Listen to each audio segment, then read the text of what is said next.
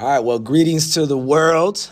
I am Cam. I am here today with some great guests. This is our first episode. We are calling this show Real Resilience Talk. So it's like real talk, but inside the sandwich of real talk is resilience. And we want to talk about that and how that subject applies to not only being active duty or being stationed abroad, but more specifically how that may apply and help us that are here in this mainland Iwakuni, Japan type area. And what's out there for us and what are some options and just how can we be better? And then ultimately, how can we be the best versions of ourselves? So this is candid, this is honest, and it's uncensored. So you may hear bad words here. You may hear good words here. We can't promise anything, but just know that it's going to be totally uncensored and authentic. And that's the whole goal, is to get to the root of resilience and how does it apply here. So today our guests on the show, our first show, company to my left right now is the awesome CJ. You want to introduce yourself, please? Good morning. Like Cam said, my name is CJ. I deal a lot when it comes with suicide intervention and also teaching what healthy and unhealthy relationships look like in the modern era, to include virtual boundaries and how to deal with cell phone issues in a relationship. Cell phone issues in relationships. Mm-hmm. Wow. We're going to get into that. And then over here to my starboard side, to my right side, is a longtime friend of mine, a longtime warrior, Mr. Devontae. How are you? I'm doing pretty good. As Cam said, my name is Devontae. I have been in the Marine Corps for close to 10 years, active duty. I am now out living a civilian life, but I can definitely give my insights on the situations of being resilient. Awesome. So, just to jump out ahead of it, I mean, not to throw out pet words and such things and to insult anybody with a PowerPoint slide, but what is resilience to y'all? What would y'all define it as? I think resilience is not the lack of having problems or having stressors in your life, but knowing how to deal with those stressors or those problems in a healthy manner. So maybe not going out and binge drinking, but instead maybe, I think Cam, you always bring up talking about like volunteering or finding something that you're passionate about. So it's not just not having problems and being happy-go-lucky all the time. It's having that strength to know how to deal or how you need to deal with whatever you're going through in a healthy manner. And it's something that's learned. We don't expect you to have that right away. That's not fair to anybody. No. But it is an ongoing skill that we can always work on. Yes. It's funny you say that because I actually pulled that article I was telling you all about before we started recording from the APA. And one of the lines in here, it talks about what is resilience and how to build. And, I'll try to frame it to it. But again, rights to the APA. They're the ones that came up with this awesome article. I'm not smart enough for that. But I can regurgitate pretty well and word vomit on this. But it says what resilient isn't. And it said exactly what you just said. Being resilient doesn't mean that a person won't experience difficulty or distress, right? It says people who suffered major adversity or trauma in their lives commonly experience emotional pain and stress, right? But like you said also, like building a muscle, this is a quote from the article, like building a muscle, increasing your resilience takes time and intentionality.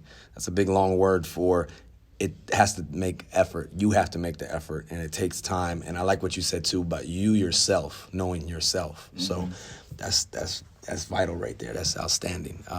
Moving on over to Devontae, though, resilience, what would you say? I would say that resilience is overcoming an obstacle, but mentally. Yeah.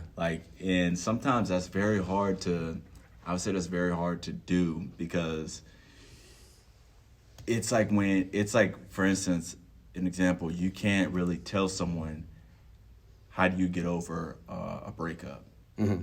How do you get over if you really wanted something really bad, but you failed? Mm.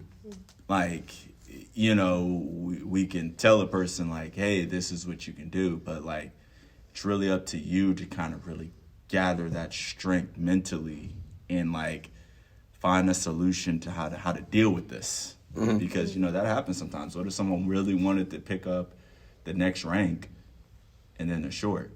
Yeah. Mm-hmm. They're depressed as hell when they go to the barracks and then they see people that were there once Lance Corporals with them, and now they're still a Lance Corporal and this dude's a corporal.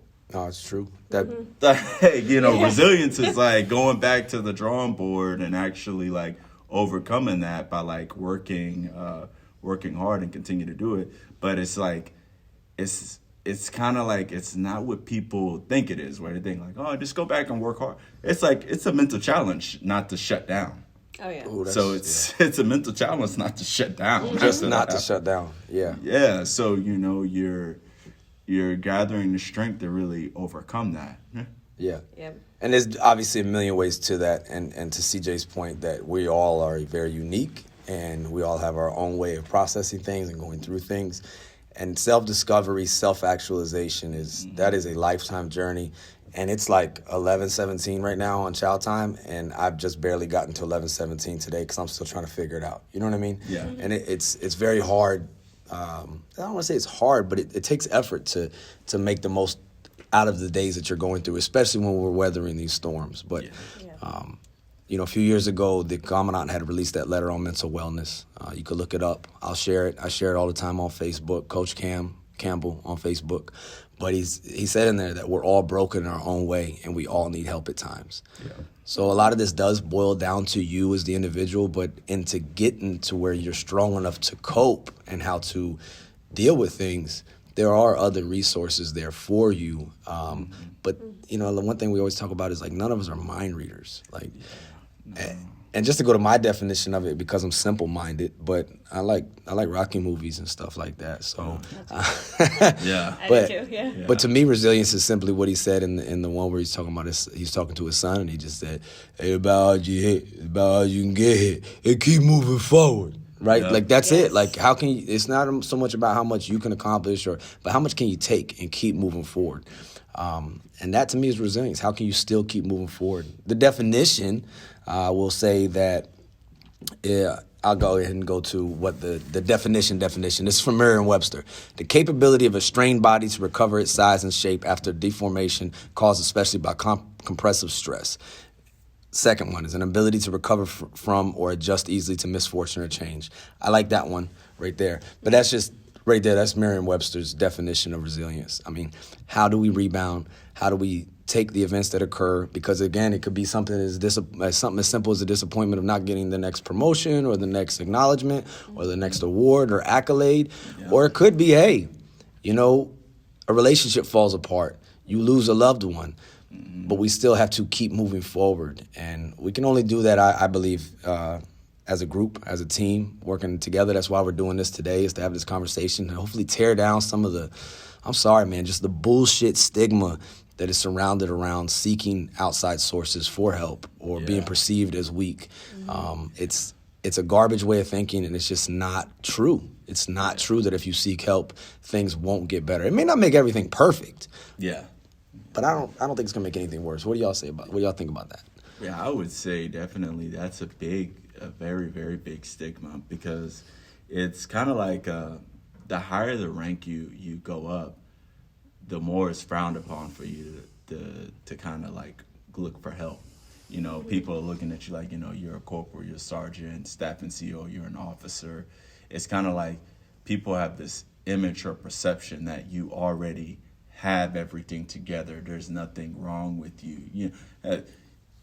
Back when we were coming in the Marine Corps, it's like you're a sergeant, you're a god at that moment. You're God. You're a staff sergeant. Like there's nothing wrong. You are perfect. But then when something's wrong with that person, you're just kind of like in shock. I could still remember when we had a lieutenant colonel. Won't say his name, but it was with VMX. He ended up shooting himself in the office, and everyone was like, a lieutenant colonel was going through depression. Mm-hmm. It's like we all do. Yeah. And I remember everyone being surprised, like, there's no way. Like, it's like, no, it happens. Like, everybody suffers it. Everyone's a victim of it. There's a stigma that it's only like junior Marines that have it. And it's like, no. Even I went through my phases at times where, but you're afraid to tell a superior because you don't want him to view you different, because he's writing your fit rep. You don't want him to think that something's wrong with you and then like it's used against you. That's what kind of scares you. How good is your effectiveness under stress? That is part of the PARS, right? Yeah, exactly. Yeah, no, I get that. And that's a reasonable fear and reservation, but it shouldn't be enough to stop you from seeking that help, because that is another big thing of this, and the goal in this is to stop people from choosing a permanent solution. God rest his or her soul, the lieutenant colonel that chose to go out that way. That's a permanent solution for temporary problems, and call me too philosophical, but all of this is temporary. But the stigma it can only be removed if we day by day affect the culture, and that's what we're trying to do right now. And we applaud and encourage anyone who wants to come and help contribute, because it takes a village. So if you think of a better way to do this, to help people not have so much stigma around this, because there's help out there. I've sought it, I've gotten it, I've received it. And I'm not perfect, but I am much better than I was. But I'm going to shut up, and I'm going to pass it to someone much smarter with CJ. And what was your thoughts on the whole stigma thing?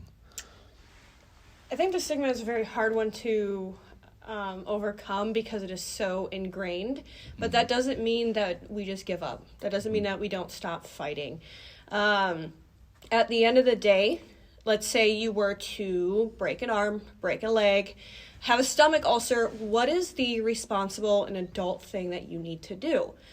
That everyone sees as you're doing the adult, you're doing the right thing, is you're going to go to medical, you're going to receive treatment, and you're going to recover because you're a responsible adult.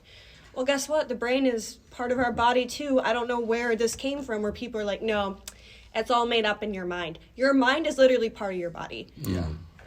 I don't understand, and I hope to change the thought process of, you can't seek help for that like you would a broken bone. Mm-hmm. You should. You should. And that should be seen as you're being responsible. You're being an adult. You're taking care of what needs to be taken care of. Mm-hmm. And it should be seen as a strength.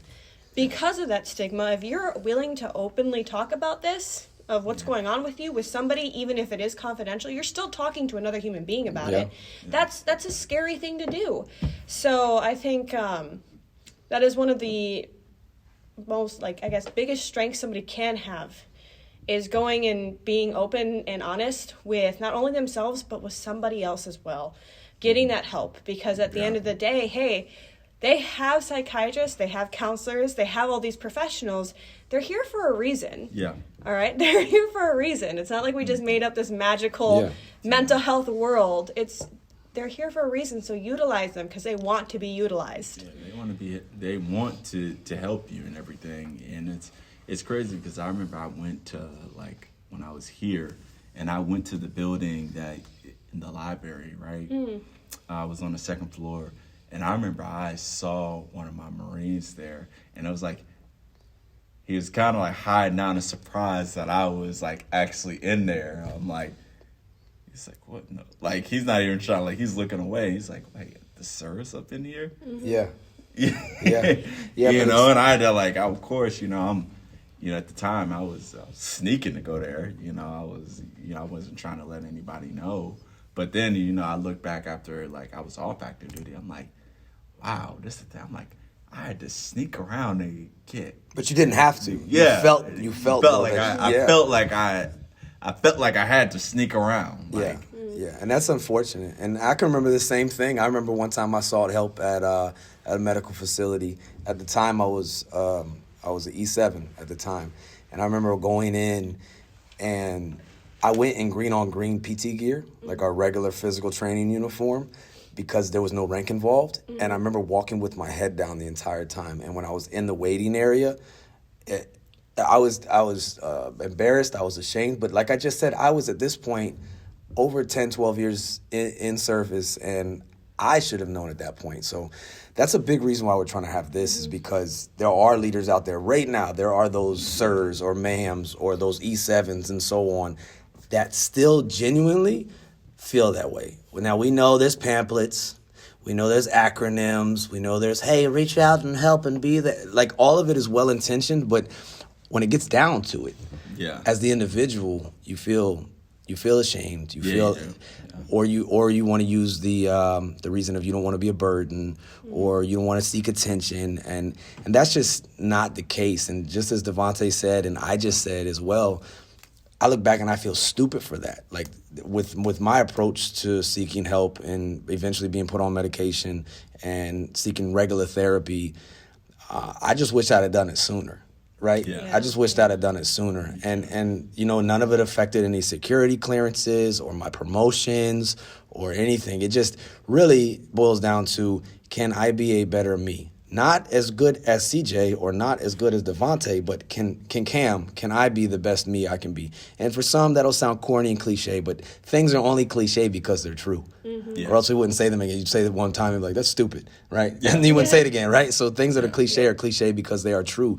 So seeking help is not a sign of weakness, as CJ was saying, that it can be a sign of strength. And nobody would judge you for going to Semper Fit or going to somewhere for workout advice or hiring a nutritionist. So why would we do the same when it comes to this area of life? And for those who've never went down that road, hey, it is scary at first. It is like, what am I doing? Am I going to be, is Nurse Ratchet going to come out of here like one who flew over the cuckoo's nest? Am I going to be strapped up? Are they going to take away? No, you just go talk to another human being that may be credible on the subject you're talking about and can kind of guide you and steer you in a better direction.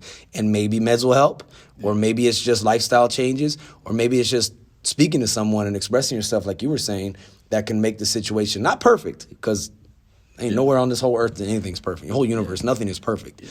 So, but how can it make it better, right? Yeah. And then, you know, the good thing about these people too is that they offer solutions to help as well. Because I don't know about y'all, the worst thing to me, I think, is when I'm like, man, I'm depressed. He's like, you got this, man. Yeah. You got, but it's just like, okay, can you give me some solutions to kind of like help me to kind of like don't just say like, come on, man, you're gonna start. You got this, man. Right. Give me the let's just like, man, give me a solution. How can I fix this problem? Because I remember like literally when I first got here, I was with my longtime girlfriend. She decided she ain't coming to Japan and is now with another guy.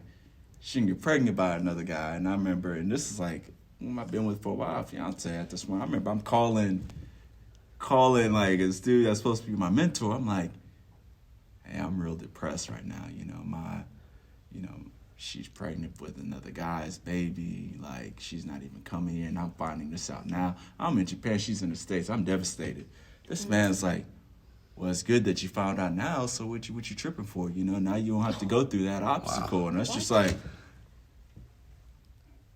bro, I need some more. Like, that's what you got? I'm going to need more than that. He's like, oh, well, you found out now.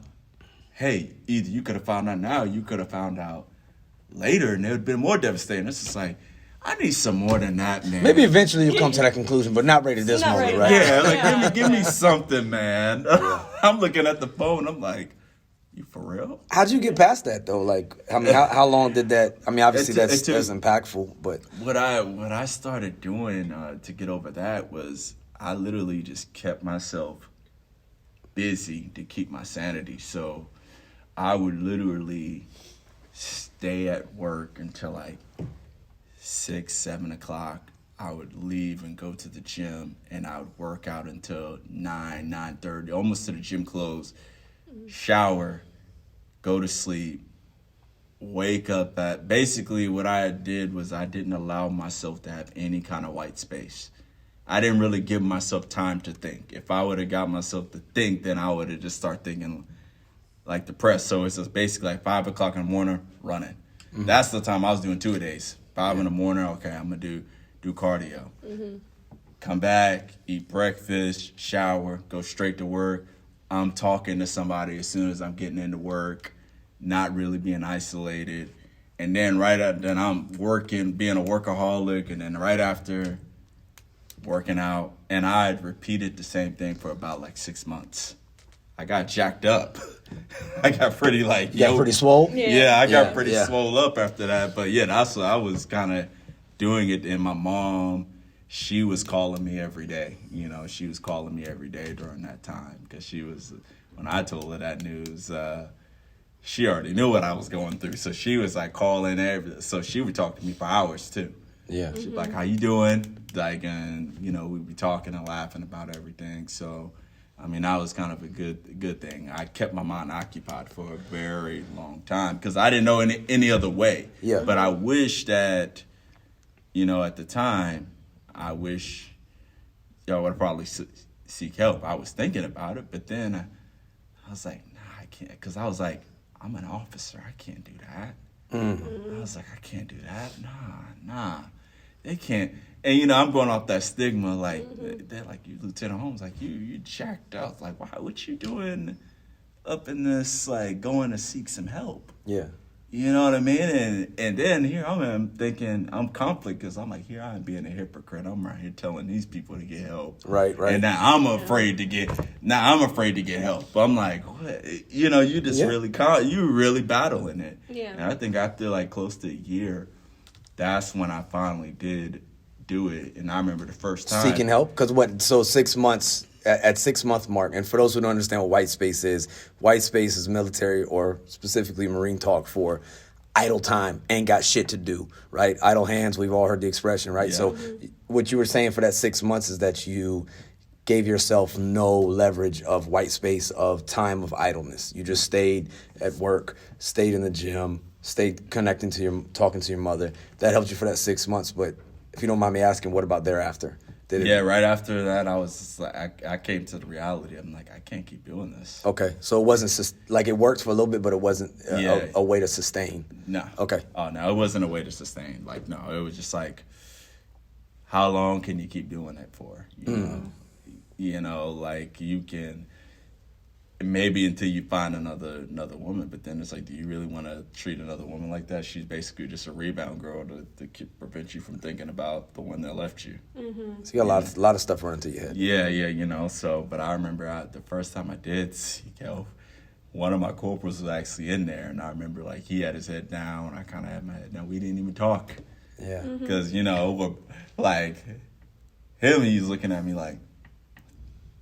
Head down here. I still remember he got his magazine, like looking down at it. No, I don't see him right now. Yeah, he don't see me right now, so I'm gonna if he can't see me, I can't see him, and vice versa, right? Yeah, I know he saw me too. He got his magazine and everything. I'm kind of like looking around, and I remember I'm rushing into that room, because I remember I had that like you feel ashamed. I don't know why we do, but you just naturally feel ashamed. Like I'm sneaking there.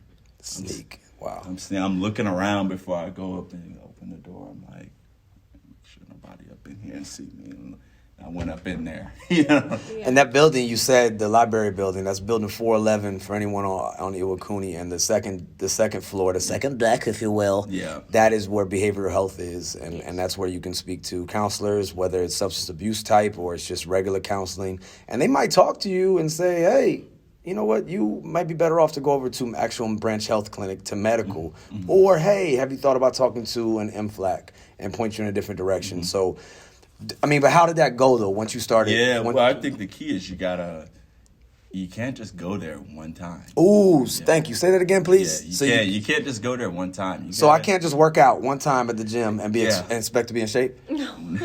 Yeah, that's what people expect. People expect just to go there one time, and they think, like, the problem is solved. You got to, like, it's no different than working out, where you got to be, if you're consistent with it, then, you'll begin to learn, like, better life skills and everything like that. But what if you chose the wrong workout program, or metaphorically or specifically, you're in this situation and you found the wrong type of counselor to talk to that wasn't right for you? Now is it just like, screw physical training, screw working out altogether because none of it works? No. Yeah. What do? You try a different program, right? Yeah. So it might not be that first one. And the idea there, what I'm trying to get at is, a lot of times we'll seek counseling. I hear a lot of times people will go one time, do a big data dump and a big word vomit, and that's healthy, right? Don't want to impede anybody from going to seek help. Mm-hmm. But then they don't do what? Follow up. Yeah, they don't come back. Right. And it's kind of like the gym, though, for anybody that's gym heads out there.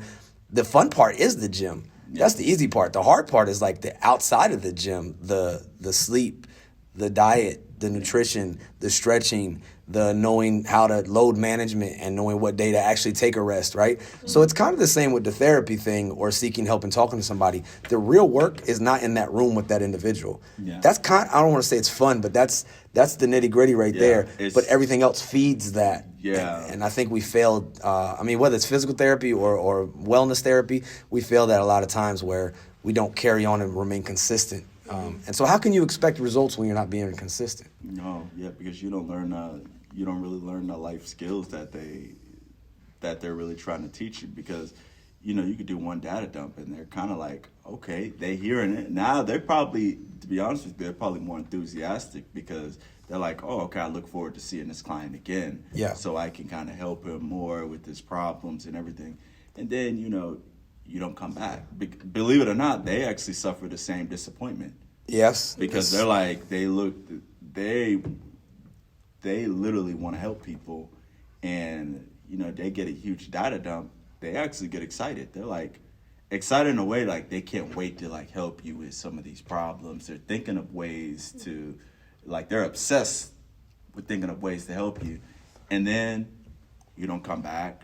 And it's not like they can approach you in public and ask, hey, what's going on? Yeah, that'd be awkward. Don't do that. That's rude. Yeah, they can't do that. Yeah. So they're just looking at you like, I really wanted to help you, but it's more of like you can't walk. You could take them to the lake, but you can't make them drink from the lake either. Mm-hmm. So it's just like kind of like they have to carry that defeat as well. So it takes two? Yeah, it takes or three or four or five. Yeah, it takes two. Yeah, it takes more than one session. And meanwhile, you're over there 5 days later like, that shit ain't for me. I ain't doing that shit no more. That shit ain't for me. Oh, yeah. And it's like, maybe that person wasn't for you, but you went how many times? One time, ma'am. Yeah. One time, sir. Yeah. It's going to take more than one workout to get in shape. But what say you, ma'am? What say you, CJ, about what we're talking about? One thing that I noticed that both of you kept stating is, like, especially when it comes to leadership and sneaking in and out or having that feeling like they can't reach out for help. I don't know if it's ever really told or talked about that much of just how much impact it has on, let's say, junior Marines in this case, or in general, people who may fall under this leadership of saying, hey, I just saw my leader go get help. That means I can too, right? Because if they do it, I can do it. Yeah. Especially now when the stigma is still there, but it's a little bit easier to talk about. It's almost like if he can do it, I can do it because they said it's okay. So if we set that example as leaders of it's okay to go seek help, that's going to open up that door to everybody else saying, so-and-so, the sir or the ma'am or, my gunny, my master sergeant goes and seeks help, so I should too. Yeah. Because those are the people that you look up to. And even in the civilian world, right? Mm-hmm. The people that you look up to, if they're going to seek help when they need it, you're going to want to emulate that because you look up to them already. So I strongly encourage people who are in positions of leadership, if they are comfortable, obviously if they're comfortable, to talk about it. Talk about getting help. Make sure that even if, the leadership may not need to seek out mental health help at the time, but make sure they're talking about how it's okay. Yes. That it is fine. And it needs to be talked about more than once. You guys keep saying the repetition. It yeah. needs to be told. Yeah. It's Talk to Each Other Awareness Month, so we're going to talk about this real fast and we'll get back. Some corny-ass, half-ass HR PowerPoint brief, right? Yeah. Right. And we just talked about the other day at one of your resiliency huddles that the suicide rates go up during the spring. That's right. During the spring. That's right. Everyone always thought it's the holidays, but no, it's the spring. So how we need to continually have this conversation of, hey, just a reminder, it's okay to seek help. And just out of curiosity, why does it go up in the spring? We don't know the factors behind it, but one of the counselors that were here actually spoke to it that during the spring period is there's a spike in suicides. And I know we follow the veteran number a whole lot. We said for a while that 22 or 23 a day, right? Yeah. It's more close to actually 2022 or the last time the report came out from the VA. I was reading it. It's actually more like 16.8, which comes out to 17 is the average, right? But active duty rates are up. See, that's what we want to stay ahead of is to remove the stigma of people feeling like, well, there's no point. and seeking help, whatever. I'm going to go ahead and, white knuckle it, for lack of a better term. I'm going to just go ahead and grit my teeth and bear through this. But, in that letter, the comment I said, he said, it's okay not to be okay. We're all broken in our own way, but what's not okay, and I love how he says this. I would pull it out, but I don't want to make paper loud on this recording, but I almost have it memorized. He says, what's not okay is to ignore your mental health and your wellness to the point to where you feel as though making an irreversible decision is a good decision. And when you stay in that muck for so long, if we're talking Oscar, we're talking color code, you stay in that orange or that red for so long, people's thinking literally gets distorted. It does. You don't think straight when you're in that cloud of depression for a long time. Obviously moods come and go. That's a part of life. But when you're in that depression, that muck consistently for a good amount of time, it can literally cause brain damage, or the way that you perceive things and the way that you problem solve and the way that you think of things and your judgment, to where maybe that rash decision of making a permanent solution for a temporary problem sounds like a good idea. And that's unfortunate, but I don't think we do ourselves any favor by not getting out ahead of these things, right? And paying it forward and taking the time to nurse yourself, to revive yourself, to fill your cup back up.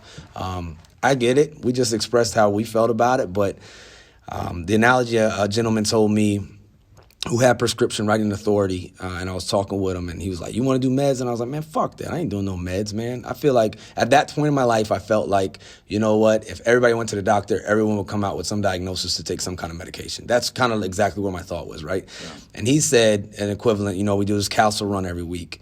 He said, look, let's picture you and I, Cam. We go up and we run up to the top of the castle every week together. And I said, okay. He said, you're faster than me and you beat me every time, right? He said, but when we go up on that castle, you have a pack on your back with rocks in it, and it holds down a lot of extra weight. Mm-hmm. You'll still win. You'll still get there, but you have a shittier trip on your day-to-day journey up to get to the top of that castle every week. He said, what if, figuratively, of course, you were to take something that would remove that pack? You're still going to perform. You're still going to get up there, but the journey that you're on is not so hard and strenuous, and it can take a little bit of help off by taking that weight off of you. And I was like, okay, tell me more, right? And then that's where I've been on medication for like 5 years, because it kind of removed that pack. Like, I still get dark, I still get down, but I don't get so down. I don't get so dark anymore. Obviously, I don't get high off of it. I don't walk around chipper because of it. I just don't go as far as I did, and that pack is removed. So the analogy he told me was perfect. And guess what, though? It wasn't just that. It's a whole bunch of other things too: finding purpose, connection. Like you were talking about with your mother, but it could be with, coaching a youth sports team, or doing what CJ does with being so proactive. Like, some of the things you do that fulfill you in this community. Like, what are some of the things that you do?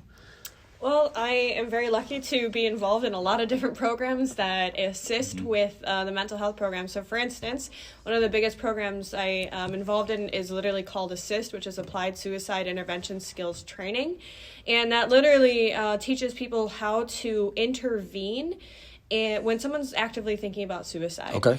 And it doesn't matter, it's open to everybody. Everybody can do it. So my wife, my kids, anybody can go to this class? Oh, absolutely. See what I'm saying? Because it's not meant to, this class isn't meant to teach somebody how to fix everybody's problems. Right. Mm-hmm. It is there to teach them to keep somebody who is thinking about suicide, what we call safe for now, and get them the help that they need. Whether it be somebody from, civilian side counseling, or Navy medical, or the chaplains, or whoever they're most comfortable with. We also have the One Love program, and that's one of my favorites because it does a lot with healthy and unhealthy relationships. And let's be honest, the relationships are a huge part of our lives. They are. And let's be honest, too, that, for good or for bad, there are many times we can be in unhealthy circumstances. And maybe don't even realize it because that's just what we know. Maybe that's what we're used to culturally, or the way we were growing up, or this is what life looks like. But that doesn't mean that's what right looks like. Yeah. Exactly. A lot of times when it comes to domestic violence, you hear a lot of survivors talk about, well, I didn't fit that quote-unquote stereotype, so it can't be me. I can't be in an abusive relationship. Yes. Yeah. Well, guess what? It can happen to anybody. Does anybody deserve it? Absolutely not. No. So we have that conversation. We talk about, hey, this is what domestic violence looks like. Not just physical, but mental, sexual, emotional, psychological. What are these different types that of abuse in a relationship, and not just intimate relationships too? We talk about, do you have a healthy relationship with work? Do you have a healthy relationship with your roommate, with your mom, with your dad, with your siblings? Because all of these relationships not only affect our, mental health, but also affects things such as when it comes to sexual assault, when it comes to thinking about suicide, when it comes to domestic violence. It covers a lot of things, just the relationships in our lives. So that's another program I'm very proud to be part of, because it is just so amazing. It covers so many different aspects. And can I ask, just opinion-wise, because I also am into some of these programs, do you agree with every piece of the literature in which you teach at these programs? Do I agree with every single piece? That's a very good question. I will have to say, with most of the programs that I am part of, they are geared to how do you help the individual. Gotcha. So they focus on an individual. So it's not necessarily a one size fits all, which I don't agree with, because one size does not fit all. Does not fit all, yes. Because no matter how much they tell us in boot camp, you're not an individual. Yes, you are. Yeah. All right, and that's okay. Those programs focus on the individual, Gotcha. which I personally really like. So I would say I do agree with everything, because it's not a one size fits all. Yeah. No, it's definitely not. I asked that because I teach I Facilitate. I don't teach anything. I read off slides and try to make it fun, okay? But the operational stress control and resilience, right? So that is before we get to the bang. How do we stay left of bang before it gets to that assault, before it gets to that abuse, before it gets to that suicidal ideation or attempt? And we have to apply assist training. How do we stay ahead of that? And in there, I'll be honest with you, I do not agree with every single piece of content in there. I don't buy into exactly every single slide. However, there is a majority of that I know is well-intentioned, and if delivered the right way and if received with an open mind, it may just help you. I promise you it wouldn't make you any worse. And that's kind of how I had to start changing my filter on things, because I was like, is this going to make everything perfect? And it's like, hell no, nothing will.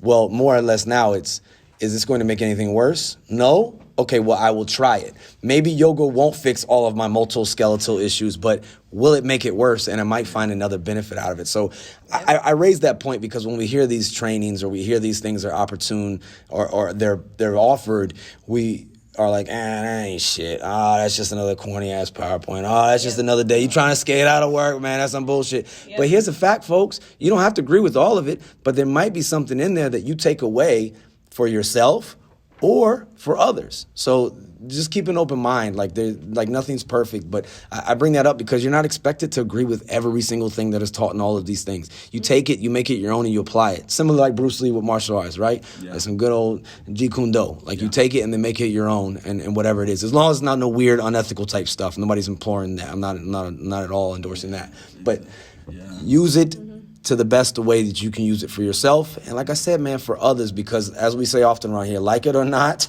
we're all we got. We are all we got, man. And that really is applicable no matter where you're at, but specifically to us being out here on mainland Japan and Iwakuni, we're kind of the ones that's really on the island, even though we're on the mainland geographically, but we're like right here, like it or not, we are all we got. So why not take a better care of each other? Because we're here anyway, right? That's kind of how I look at it. So some of these things, like she said, One Love, Oscar, assist.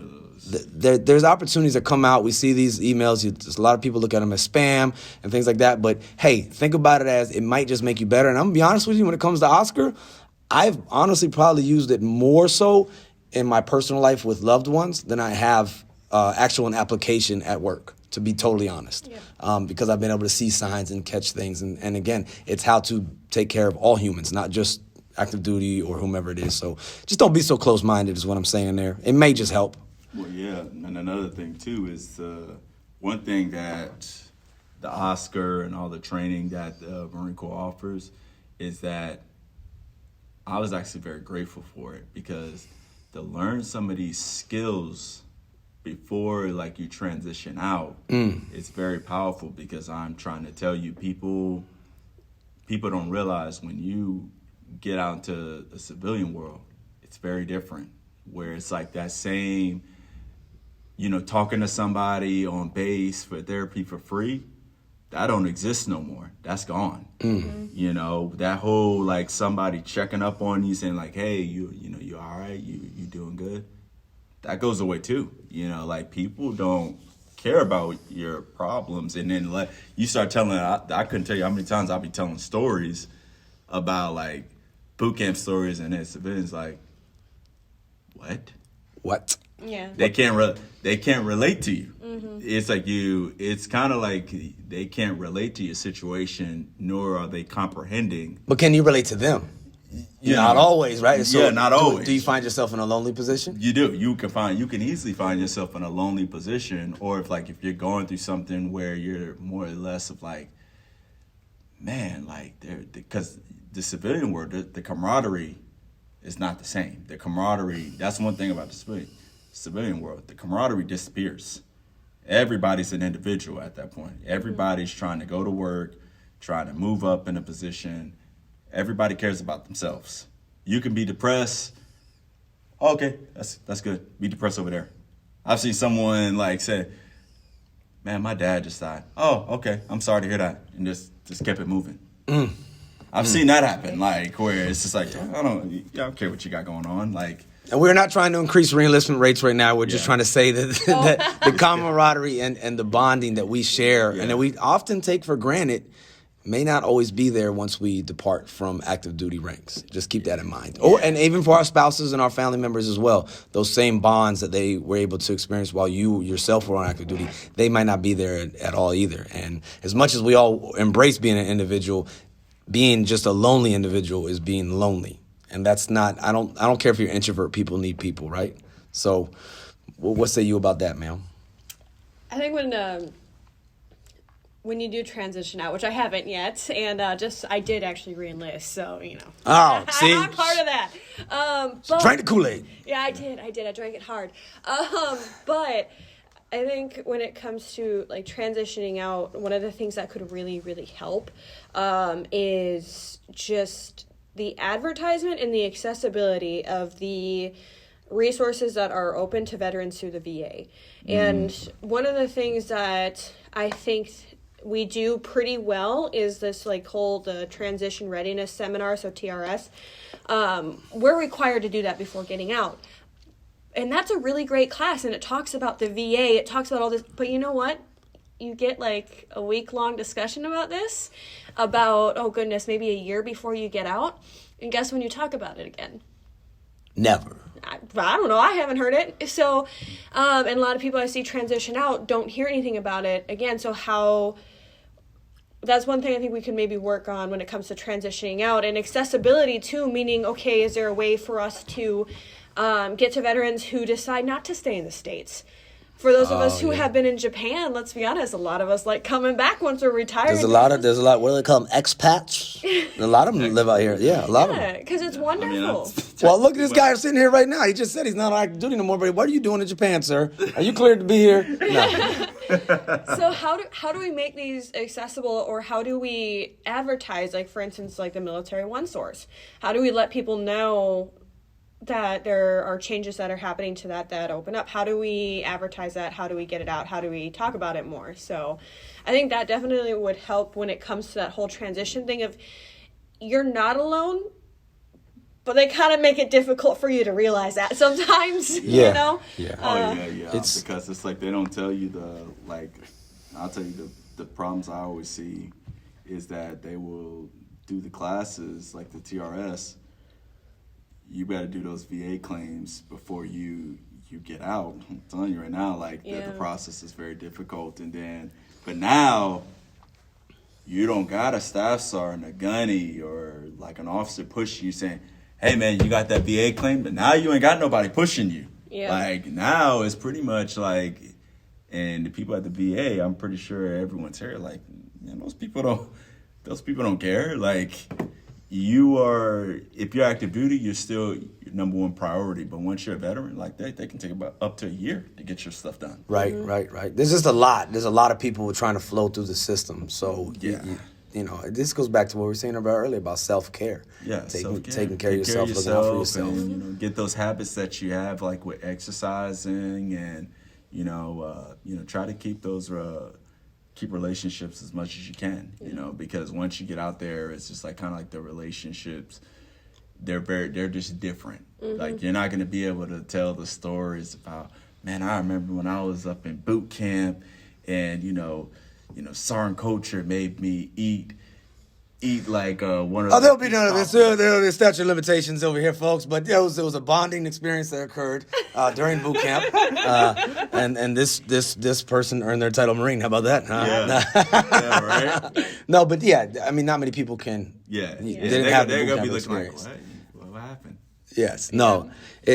One of the things that I was reading today, and we try to talk about this a lot, whether this morning we did the Castle Run or we'll do the open mic every other week, we'll do the Try to Fun PT. If there's other ideas, hey, if you don't like something, change it. If you can't change it, change your attitude. Please offer up those suggestions by all means, but it's to have healthy outlets. And actually from the APA right here, it talked about, one of the bullets on here is avoid negative outlets. So it may be tempting to mask your pain with alcohol, drugs, or other substances, or even being a workaholic, or maybe sex, or maybe gambling, or something of that nature that is now done in a destructive manner. But what it says right here, that's like putting a bandage on a deep wound. So you're putting a Band-Aid on something that requires surgery. It says focus instead of giving your body resources to manage stress rather than seeking to eliminate the feeling of stress altogether. That, I'm going to be honest, fucking sucks. That sucks to say I have to deal with this. I have to handle this. But if you numb yourself, and I've done that before. I had a brother of mine pass away, and for the first few days and weeks after he passed, I was drunk the entire time. I just wanted to escape it. And I swear to God, like 3 or 4 weeks later when I didn't have alcohol, it's like it just happened because I had never processed all of that, the breakup, the passing of someone, the disappointment, the whatever it may be. You mask it. And also in that state of masking, you are already dealing with some things. So as I said, your judgment's not there all the way. And now I'm going to put a substance on top of that. Well, no shit, it's 6 to 7 times more likely that someone commits suicide while they're drinking. And anytime I ever attempted suicide, I was drinking. Or I woke up the next day and realized I had attempted suicide. Or I had all the shit out to do it. And I'm like, what the fuck was I doing last night? Right? Yeah. And that's honest to God real because we want to escape with those things. So avoid negative outlets as best as possible. I've just said it candidly as I could. It fucking sucks. Because you have to face that stuff. You have to deal with that stuff. You have to talk to that individual, who, you know, that hopefully credible individual that you have, or it's just that peer or that friend or that family member. But you have to deal with it and process it because if you don't, and you might not come back from this if you use the wrong means to try to help yourself. And as I've said often before, I'm not a prohibitionist. Prohibition led to NASCAR and gangster movies. That's all the fuck that came out of it, right? So I'm not a prohibitionist, but I am saying if you're dealing with a lot of shit, man, or woman, or whoever you are out there, seeking a substance to escape from that, it may feel good in the short, but in the long, it's not going to do you no good. That's just the God's honest truth, man. Yep.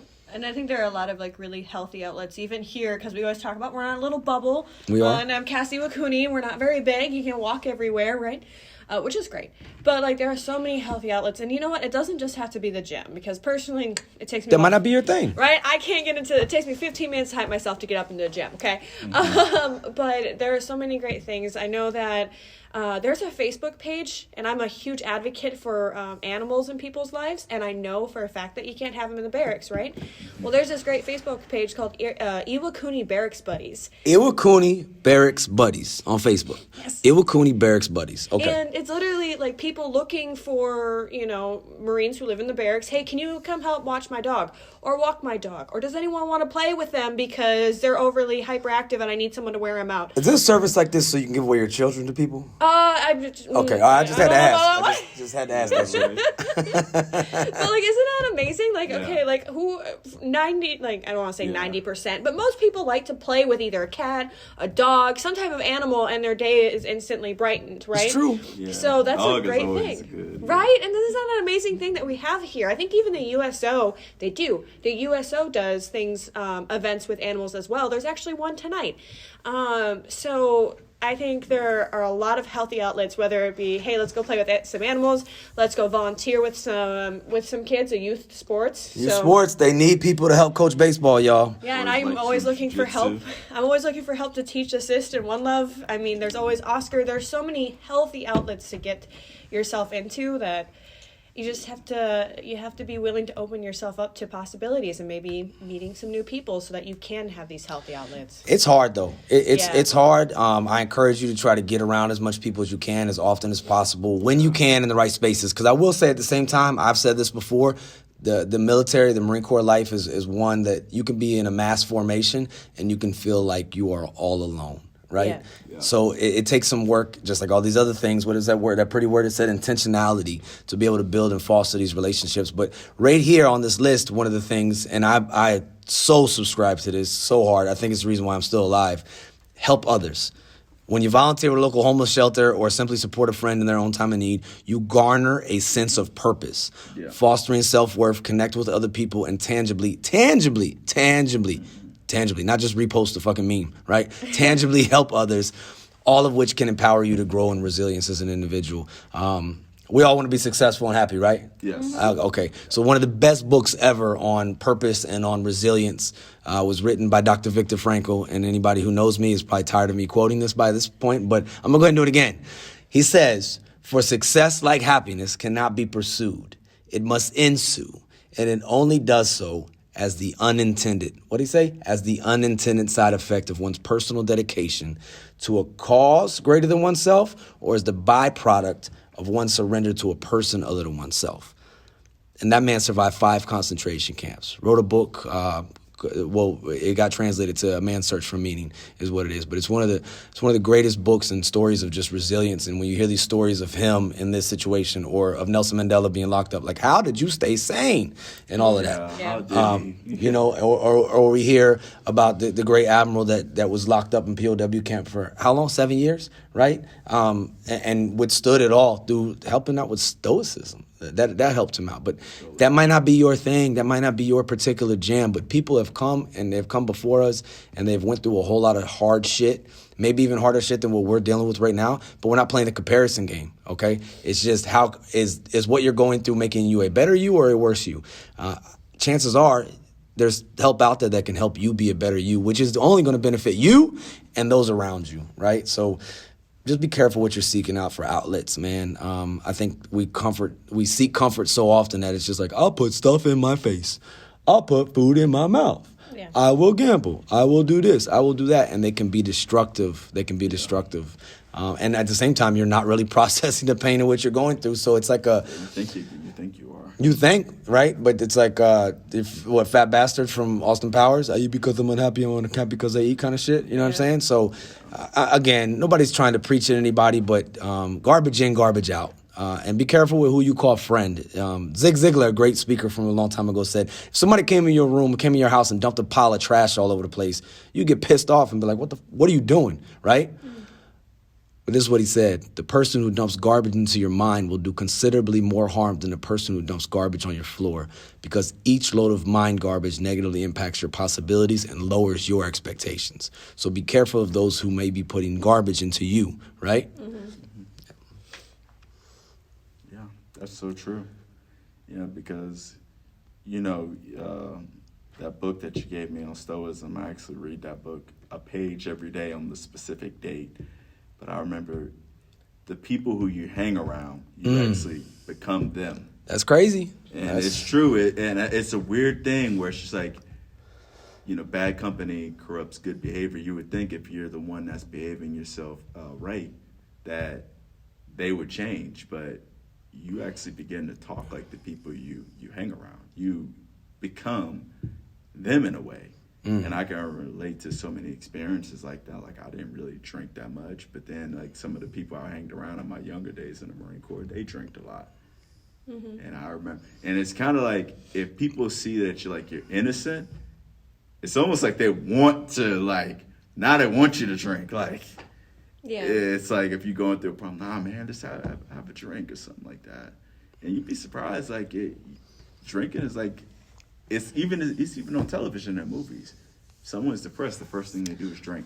Oh, you see it. Celebration, sadness, accomplishment, all of the above, have a drink. And look, I'm not a prohibitionist. I'm not hating on anybody out there. I'm just saying that, and I think you're conveying too, that might not be the best option at that time. Yeah, no. That might not be the best choice for you. Yeah. And these choices add up. They really, really do. Yeah. Rome wasn't built overnight, and that shit didn't fall apart overnight either. You know what I mean? It was a slow build up and a slow decay. So, what's making the most of your day, basically. But you might not be in a mind state to make that decision right now, to realize that that's not the choice for you. It takes some time. It takes some time. Well, it's like intentionality.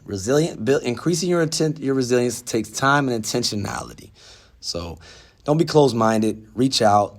Kill the bullshit and the stigma of seeking help. You may not know the answers. I sure don't. That's why I got these two with me right now, right? I definitely don't. But there may be somebody out there that does, and they may be just wanting to help you. But guess what? They're not. Mind readers. What do you say? What do you mean by that, man? What do you mean by they're not mind readers? What do you mean? What say you? Well, if they look at you, they can't always know that you're going through something, right? Because a lot of us are very good at putting on masks, right? Ooh, all day. So they may not know. One of the things that I hear and I absolutely love it is you are your greatest critic, right? But you are also your best advocate, meaning that you can speak up for yourself because you know you better than anyone else can. Yeah. So instead of, having someone read your mind, be your own advocate because you are the best you. Yeah. So you can do it. Seek out that help because they do want to help you. They literally are, went into that profession and went through all that schooling just to help you. They want to do this. And they may be the individual you come across might be garbage. Might be a clock puncher. Maybe somebody just spilling coffee at work and doesn't really want to do their job. Well, guess what? Are there more people? Oh, there's always exactly. You know what I mean? And maybe just ice them or leave an evaluation somewhere. I don't know. Hold them accountable because why are people difficult? Connie Podesta said it best, because they're allowed to be. So without people holding them accountable, they're just going to keep a job, right? So, I mean, it's a process, all of these things. And nobody's saying there's no one-size-fits-all solution. I'd so agree with you when you said that. It's very individualized. We got QR codes right on the end of our fingers. They're called fingerprints. So nature gave us our own. We're as unique as that individual QR code. But we really got to kill the stigma. And I say to anybody else out there listening, if they're still listening, we don't know, right? We're making this recording in hopes that it can make a positive impact. That's it. Nobody's trying to make money here. Nobody's trying to do anything. We're just trying to inform people of where to go, who to talk to, and maybe just a different way of seeing things to help you get through some things or help you help someone else, because that can actually give you that good purpose and that good fulfillment, right? And you can grow in resilience in that way too. But I would say for all of us out there, when you were talking about, being ashamed as that leader that went in there, I was talking about it, right? The modeling, like what CJ was saying, the modeling of that behavior to show, hey, they're seeking help. They have a, open mind and positive attitude towards other people seeking help. That doesn't mean we need to violate HIPAA or violate the Privacy Act by being like, guess what I dealt with today, guys? I'm not saying that. But to show that you are working on yourself in whatever form or facet they may be. That could be the gym. That could be off-duty education. That could be, going out here. What was the Facebook group again?